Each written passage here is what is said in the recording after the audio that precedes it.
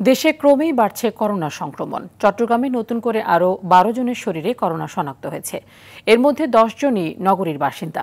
সম্প্রতি আবারও সংক্রমণ শুরুর পর এ নিয়ে চট্টগ্রামে ৯০ জন করোনায় আক্রান্ত হলো, আর মৃত্যু হয়েছে ৬ জনের।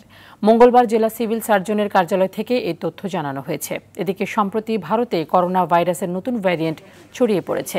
তবে ভারত থেকে পণ্যবাহী ট্রাক চালকদের করোনা টেস্ট করানো হচ্ছে না, শুধুমাত্র হ্যান্ড স্ক্যানার দিয়ে শরীরের তাপমাত্রা নিয়ন্ত্রণ করা হচ্ছে। ভারতীয় ট্রাক চালকদের সঙ্গে বন্দরের শ্রমিকরা কাজ করায় সংক্রমণ ছড়িয়ে পড়ার আশঙ্কা করছেন স্থানীয়রা। ভারতে করোনা ভাইরাসের নতুন ভ্যারিয়েন্ট ছড়িয়ে পড়া এবং বন্দরের যাত্রী পারাপারের সতর্কতার বিষয়ে আরও জানাতে দিনাজপুরের হিলি স্থল বন্দর থেকে সরাসরি যুক্ত হচ্ছেন সহকর্মী আব্দুল আজিজ। আজিজ, বন্দরে সম্ভাব্য যেই করোনা রোগী রয়েছেন তাদের স্বাস্থ্য পরীক্ষা সহ বাড়তি কী ধরনের সতর্কতা নেওয়া হয়েছে, বিস্তারিত জানাবেন।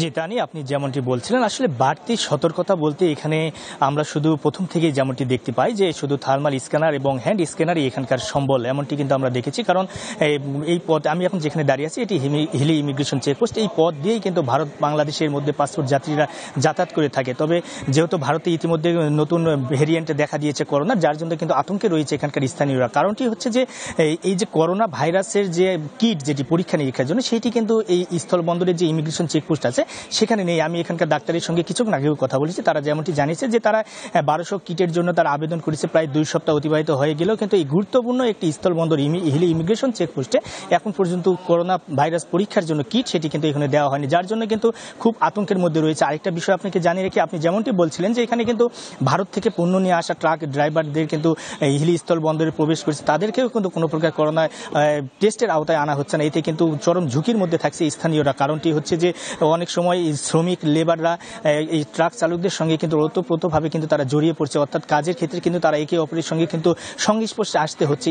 এতে করে কিন্তু করোনা ভাইরাসের একটি সংক্রমণ বৃদ্ধি পাওয়ার কিন্তু আশঙ্কা দেখা দিচ্ছে। কারণটি হচ্ছে তারা যখন এই লেবাররা যখন পরিবারের সঙ্গে যাচ্ছে, সেই পরিবারেররাও কিন্তু ঝুঁকির মধ্যে থাকছে। তবে ইতিমধ্যে আপনাকে জানিয়ে রেখে, এই জেলাতে কিন্তু গতকালকে যেটা আমরা দেখেছি, জেলা সিভিল সার্ভিসের কার্যালয়ের সূত্রে যেমনটি জানতে পেরেছি, যে এই জেলাতে কিন্তু ইতিমধ্যে 2 জন করোনা ভাইরাসে আক্রান্ত হয়েছে, একজন মেডিকেলের ছাত্র এবং শিক্ষার্থী এবং আরেকজন হচ্ছে গৃহবধূ। অর্থাৎ বলা চলে দিনাজপুর জেলাতে কিন্তু ইতিমধ্যে কিন্তু করোনা হানা কিন্তু ইতিমধ্যে শুরু হয়ে গেছে। তবে এখনই যদি সরকারি পক্ষ থেকে যদি জোরালো পদক্ষেপ যদি গ্রহণ করা না হয়, তাহলে কিন্তু করোনা ভাইরাসে আরও কিন্তু ছড়িয়ে পড়বে, এমনটি কিন্তু আশঙ্কা করছে এখানকার সচেতন মহল। তবে আরেকটা বিষয় জানিয়ে রাখি যে উপজেলা প্রশাসন বা জেলা প্রশাসনের পক্ষ থেকে যে লিফলেট বিতরণ বা সচেতনতা, কোনো মাইকিং বা মাস্ক বিতরণ, সেরকম কিন্তু কোনো প্রকার পদক্ষেপ নেওয়া হয়নি। এটি কিন্তু আরেকটি ভয়াবহ পরিস্থিতি হতে পারে, এমনটি কিন্তু আশঙ্কা করা হচ্ছে। তবে এই হাট বাজারগুলোতে আমরা দেখেছি যে অনেকে কিন্তু মাস্ক ছাড়া কিন্তু চলাফেরা করছে, অর্থাৎ স্বাস্থ্যবিধির বালাই নেই। যদি প্রশাসন যদি এখনই এইসব বিষয়ে সচেতন